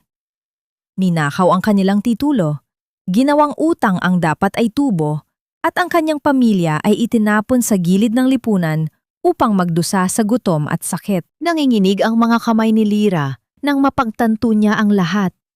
Ang kanyang ina na namatay sa hirap, ang mga gabing wala silang makain, ang bawat sampal ng tadhana. Lahat ng iyon ay hindi pala kapalaran. Iyon ay nakaplano. Ang pamilyang Villafuerte ay yumaman sa dugo at pawis ng kanyang ama habang pinagmumukha silang basura. Isang matinding puot na may halong pait ang bumalot sa kanyang puso. Ang bawat sakripisyo niya sa loob ng mansyon ay tila naging isang malaking biro. Ang utang na loob na naramdaman niya kay Don Amando ay nabahiran ng katotohanang sinusubukan lamang ng matanda na bayaran ang isang kasalanang hindi kailanman matutumbasan ng pera. Kinabukasan, sa gitna ng kanyang matinding pag-iisip sa loob ng opisina ng talapadala, biglang bumukas ang pinto nang walang pahintulot. Pumasok si Beatriz. Wala na ang marangyang aura nito. Tila isang desperadong leon na na-corner sa isang sulok. Ang kanyang buhok ay gulo-gulo at ang kanyang mga mata ay naniningkit sa galit. Pagkatapos siyang tanggalan ng kapangyarihan ni Enzo, tanging ang pananakot na lamang kay Lira ang naiisip niyang paraan upang mabawi ang kahit anong kontrol. Akala mo ba panalo ka na, Lira? Bungad ni Beatriz. Ang kanyang boses ay puno ng pait habang papalapit sa mesa ng dalaga. Kahit anong gawin ni Enzo, isang hamak na utusan ka pa rin sa paningin ko. Handa akong bayaran ka ng anumang halaga. Umalis ka lang sa buhay namin. Huwag mong isipin na dahil nagpakita ka ng kaunting galing sa maliit mong negosyo, ay magiging kapantay mo na kami. Dahan-dahang tumayo si Lira. Wala na ang kaba. Wala na ang panginginig. Inilapag niya ang liham ni Don Amando sa ibabaw ng mesa, saktong tapat sa paningin ni Beatriz. Ang kanyang titig ay tila isang apoy na handang tumunog sa anumang kasinungalingan. Nandito ka ba para bayaran ang sapatos mo na dumihan? O para bayaran ang buhay ng tatay ko na ninakawan niyo ng dangal? Malamig na tanong ni Lira. Ang bawat salita ay tumama kay Beatriz na parang isang malakas na sampal. Alam ko na ang lahat, Beatriz. Ang yaman na ipinagmamalaki mo, ang bawat hiyas na suot mo, lahat ng yan ay pag-aari ng pamilya ko. Hindi ako ang dapat umalis. Kayo ang dapat lumayas sa mga lupain na kailanman ay hindi naging inyo. Namutla si Beatriz. Ang kanyang mga labi ay nanginghinig sa takot nang makita ang dokumentong hawak ni Lira. Ngulit sa halip na sumuko, isang mapait na tawa ang kanyang pinakawalan. Isang tawang nagpapakita ng kanyang tuluyang pagkabaliw sa kapangyarihan. Kahit malaman mo ang katotohanan, wala ka ring magagawa. Mapang-uyang na tugon ni Beatriz habang dahan-dahang sumusulong. Ang kanyang mga mata ay naglalabas ng kakaibang kislap. Sa tingin mo ba ay aksidente lang ang nangyari sa tatay mo noon sa construction site? Masyado siyang matalino. Masyado siyang maraming alam. Kaya kailangan siyang patahimikin. At kung hindi ka titigil, baka sumunod ka rin sa kanya. Nanigas ang buong pagkatao ni Lira sa narinig. Ang hinala niya tungkol sa pagkamatay ng kanyang ama ay tuluyan ang nakumpirma mula sa mismong bibig ng taong nagpahirap sa kanya. Sa labas ng opisina, narinig ni Enzo ang bawat salita. Nakatayo siya sa labas ng pinto. Bit-bit ang kanyang sariling mga dokumento at ang kanyang mukha ay nagpapakita ng matinding bangungot. Ang krimeng ginawa ng kanyang sariling angkan ay mas malalim pa sa inaasahan niya. Sa gitna ng tensyon, kinuha ni Lyra ang kanyang lumang rosaryo mula sa kanyang bulsa at hinawakan ito ng mahigpit. Ito ang tanging bagay na hindi nakuha ng mga Villafuerte sa kanya. Ang kanyang pananampalataya at ang kanyang tapang. Maaring napatay niyo ang tatay ko at maaring napatay niyo rin ang pangarap ng nanay ko. Wika ni Lyra, ang kanyang boses ay tila isang hatol mula sa langit. Pero ako, hindi niyo na ako kayang saktan pa. Sa pagkakataong ito, hustisya ang maniningil sa inyo, hindi ako. Biglang tumunog ang sirena ng mga pulis sa labas ng gusale. Isang tunog na nagpabilis sa tibok ng puso ni Beatriz. Tiningnan ni Lyra ang bintana at pagkatapos ay muling bungaling sa babaeng sumira sa kanyang buhay. Ang katotohanan ay wala na sa mga kamay ni Lyra. Ito ay nasa kamay na ng batas na matagal na nilang iniiwasan. Ngunit sa gitna ng paparating na hustisya, isang katanungan ang naiwan sa isip ni Lyra habang nakikita niya si Enzo na dahan-dahang pumapasok sa silid. Maaari bang magkaroon ng tunay na kapatawaran sa pagitan ng dalawang pamilyang? Ang pagitan ay binuo mula sa mga bangkay at nakaw na yaman. Ang bawat ikot ng asul at pulang ilaw mula sa labas ng bintana ay tila mga aninong sumasayaw sa mukha ni Beatriz, hudyat ng pagtatapos ng kanyang marangyang panaginip. Ang kanyang hininga ay naging mabilis at gulo-gulo, habang ang kanyang mga mata ay pabalik-balik sa pantingin kay Lyra at sa pintuang unti-unting bumubukas. Pumasok si Enzo. Ngunit hindi ito ang Enzo na naging asawa ni Lyra sa ilalim ng kasunduan. Ito ang Lorenzo Villafuerte na handang magsunog ng sariling pangalan para sa katotohanan. Hawak niya ang kanyang cellphone. Ang screen nito ay nagpapakita ng isang aktibong recording ng lahat ng pag-amin ni Beatriz tungkol sa pagkamatay ng ama ni Lyra. Huli na ang lahat, Tita Beatriz. Malamig na sabi ni Enzo. Ang bawat salita ay tila isang pako na ibinabaon sa kabaong ng ambisyon ng ginang. Hindi lang pagnanakaw sa kumpanya ang kakaharapin mo. Ang pag-amin mo sa harap ni Lyra ay sapat na para mabulok ka sa loob ng rehas. Ipinasa ko na ang lahat ng ebidensya sa mga awtoridad sa labas. Isang nakakapanghilakbot na tili ang pinakawala ni Beatriz. Sinubukan niyang dambahin si Lyra. Ang kanyang mga kuko ay tila mga pangil na gustong sumira. Ngunit, mabilis na humarang ang mga pulis na pumasok sa silid. Ang tunog ng paglapat ng malamig na bakal ng posa sa kanyang mga braso ay lumika ng isang nakabibinging katahimikan sa loob ng opisina. Hindi ito maari! Ako ang reyna ng mga Villafuerte! Hindi niyo ako pwedeng kratuhin ng ganito! Sigaw ni Beatriz habang pilit na kumakawala sa hawak ng mga pulis. Ang kanyang mamahaling alahas ay tila nawala ng kinang at ang kanyang mukha na dati ay puno ng pagmamataas ay nagmistulang isang maskarang naitapon sa putikan. Dahan-dahang lumapit si Lyra sa kanya. Tumigil ang pagwawala ni Beatriz nang magtama ang kanilang mga paningin. Walang galit sa mga mata ni Lyra. Tanging isang malalim na awa. Hindi para sa kalagayan ni Beatriz, kundi para sa kaluluwa nitong nilamon na ng kasakiman. Naalala mo ba noong tinapakan mo ang kamay ko sa kalsada? Mahinang tanong ni Lyra. Ang boses ay matatag at puno ng dignidad.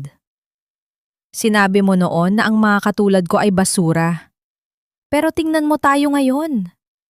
Ang basurang tinutukoy mo ay nananatiling nakatayo ng may danggal, habang ang reynang katulad mo ay hinihila palayo dahil sa sarili mong dumi. Wala nang nagawa si Beatriz, kundi ang humagulgol sa galit at kahihiyan habang kinakaladkad siya palabas ng gusali. Ang mga tao sa labas, ang mga delivery riders at mga kapitbahay na dati ay pinandidirihan ni Beatriz ay nakamasid sa kanyang pagbagsak. Ang bawat hakbang ng gininang patungo sa loob ng presinto ay isang hakbang ng katarungan para sa lahat ng mga taong inapakan niya. Nang tuluyang mawala ang ingay ng mga sirena, Naiwan si Lyra at Enzo sa loob ng opisina. Isang mabigat na katahimikan ang namayani sa pagitan nila. Lumapit si Enzo. Ang kanyang mga balikat ay nakababa. Tila ang bigat ng buong mundo ay nakapatong sa kanya. Lyra! Bulong ni Enzo. Hindi niya magawang tingnan ng diretso ang asawa. Tapos na. Ang lahat ng kinuha nila sa pamilya mo, ibabalik ko. Ang mga lupain, ang pera, ang lahat ng yaman ni Lolo Amando, sa'yo na ang lahat ng iyon. Deserve mo ang bawat sentimo. Tumingin si Lyra sa malayo, sa labas ng bintana kung saan unti-unti nang sumisikat ang araw pagkatapos ng bagyo. Inisip niya ang kanyang ina, ang kanyang ama, at ang lahat ng taon na nagdusa sila sa hirap habang ang ibang tao ay nagpapakasasa sa kanilang pinaghirapan. Ang pera ay madaling ibalik, Enzo. Tugon ni Lyra. Dahan-dahang binaling ang tingin sa lalaki. Pero ang mga taon na nawala, ang mga buhay na kinuha, walang tseke o pirasong papel ang makakabayad doon. Ang katarungang ito ay hindi para sa akin para maging mayaman, kundi para sa kanila, para makapagpahinga na ng payapa. Inabot ni Enzo ang kamay ni Lyra, ngunit mabilis itong iniwas ng dalaga. Hindi pa tapos ang sugat. Hindi dahil nakakulong na ang kontrabida ay tapos na ang lahat ng pait. Ano nang gagawin mo ngayon? Tanong ni Enzo. Ang boses ay puno ng kaba at takot na baka tuluyan na siyang mawalan ng puwang sa buhay ni Lyra. Isang matapang ng ngiti ang sumilay sa mga labi ni Lyra.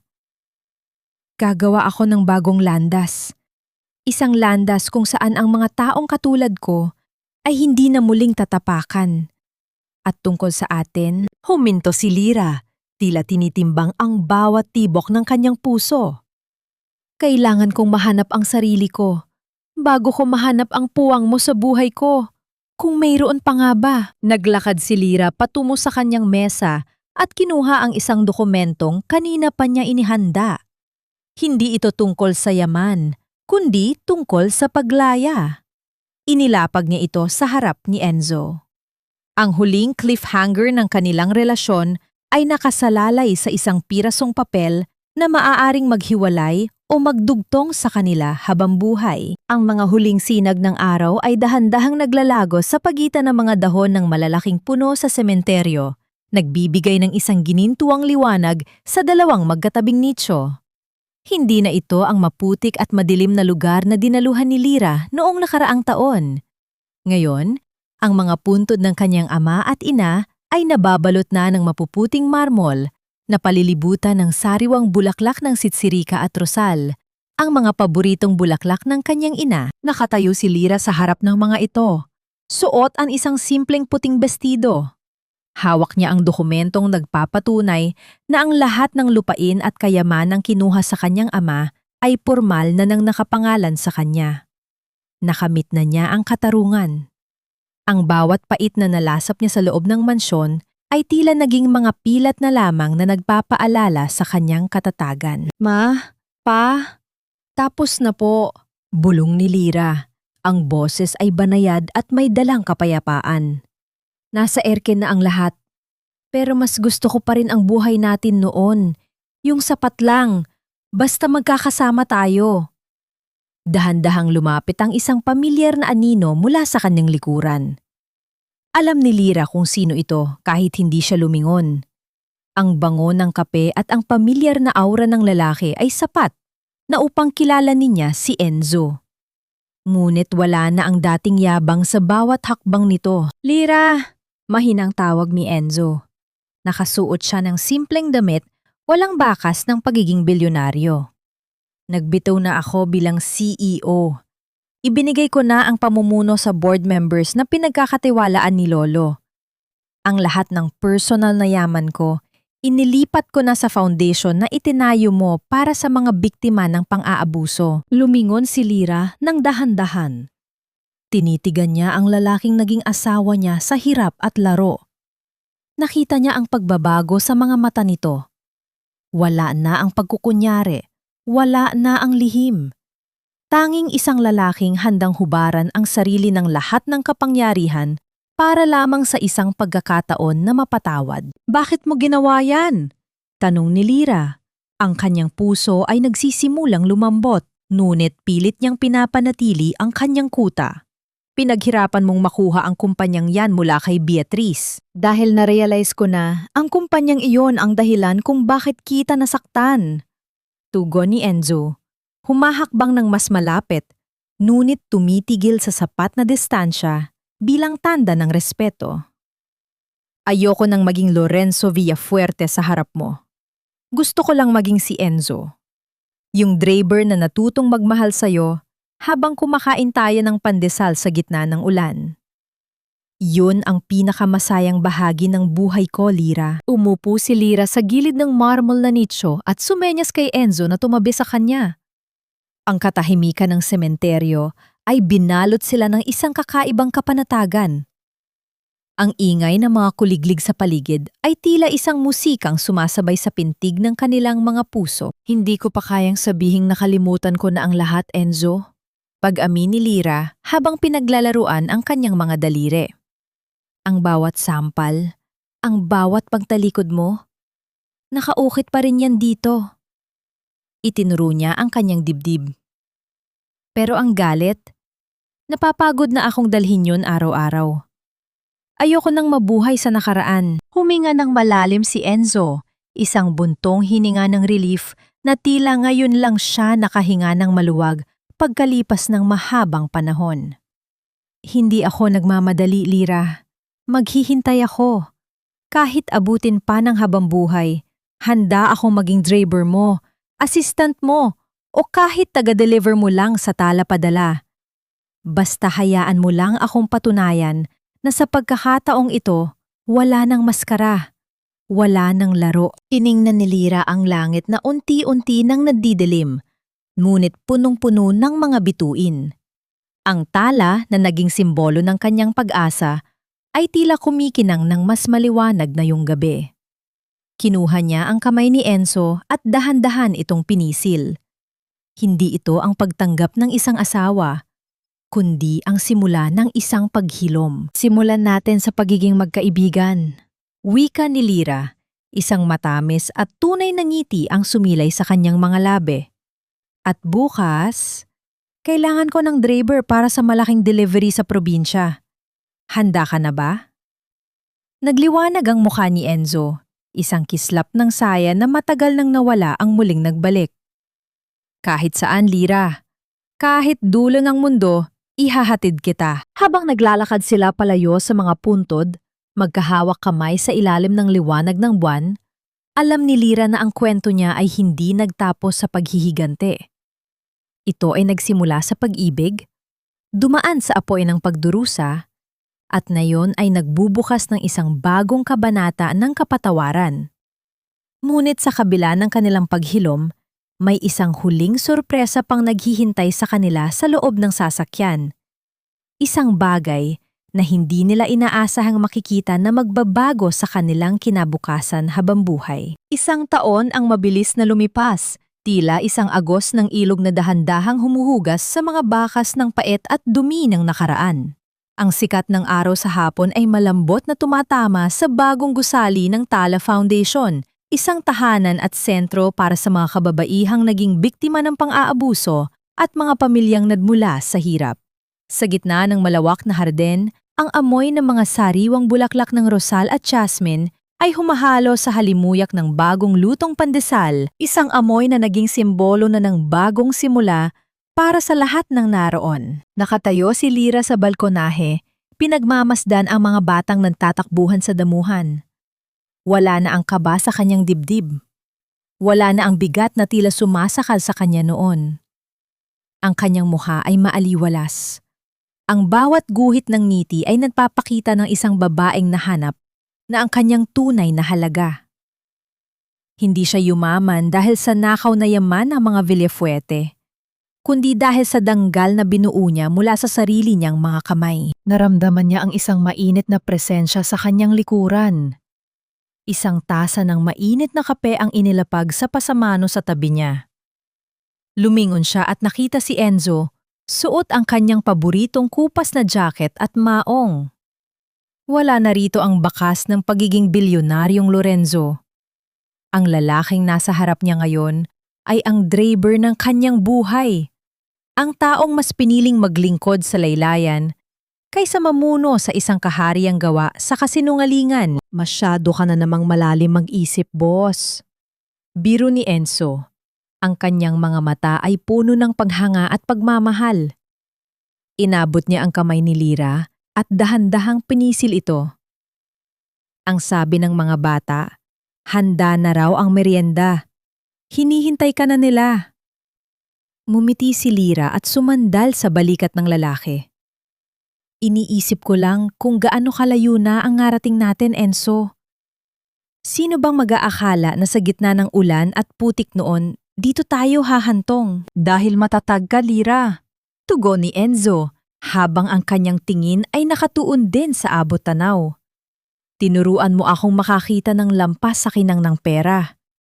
Tinuruan mo akong ang tunay na kayamanan ay hindi nasa bangko, kundi nasa kapayapaan ng loob at sa kakayahang tumulong sa iba nang walang hinihintay na kapalit. Sa kabilang dako, ang katarungan ay tuluyan ng naningil. Si Beatriz ay nananatili sa loob ng rehas, binubuno ang parusa para sa kanyang mga krimen. Doon, naramdaman niya ang tunay na kahulugan ng pagiging mag-isa at ang bigat ng bawat taong inapakan niya noon. Samantala, ang mansyon ng mga Villafuerte ay ginawa ng isang museum at educational center sa ilalim ng pamamahala ni Lira upang magsilbing paalala na ang kapangyarihan ay dapat laging may kalakip na pananagutan. Dahan-dahang kinuha ni Lira ang kanyang lumang rosaryo mula sa kanyang bulsa. Tumingala siya sa langit kung saan ang unang bituin ay nagsisimula ng kumislap. Nagawa natin, Ma. Pa. Sana ay masaya kayo riyan. Bumaba ang dalawa patungo sa hardin. Magkahawak kamay habang sinasalubong ng mga tawanan at pasasalamat ng mga taong tinulungan nila. Ang paghilom ay hindi nangangahulugang mawawala ang mga sugat, kundi nangangahulugan itong hindi na tayo nasasaktan tuwing hahawakan ang mga ito. Ang kwento ni Lira at Enzo ay hindi lamang kwento ng pag-ibig, kundi kwento ng pagbangon, katarungan at ang walang hanggang lakas ng isang pusong busila. Sa dulo ng lahat, ang katarungan ay hindi lamang tungkol sa pagpaparusa sa masasama, kundi sa pagbibigay ng pagkakataon sa mga mabubuti na muling magningning.